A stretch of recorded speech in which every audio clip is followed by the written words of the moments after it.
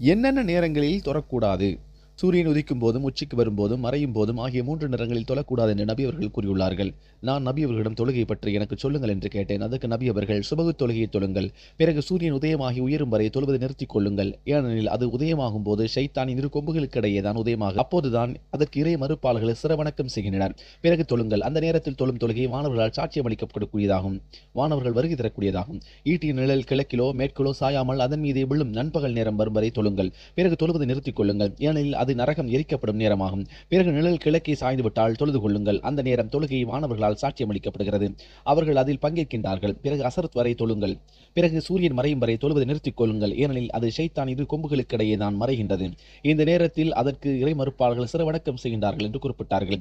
அறிவிப்போர் ரலியல்லாஹு அன்ஹு அவர்கள். முஸ்லிம் 1512வது செய்தி. இறை மறுப்பாளர்களால் இந்த நேரங்களில் சூரியனுக்கு சஜிதா செய்யும் நடைமுறை உள்ளது. இந்த நேரத்தில் நாம் தொழுதால் நாம் சூரியன் சஜிதா செய்வதை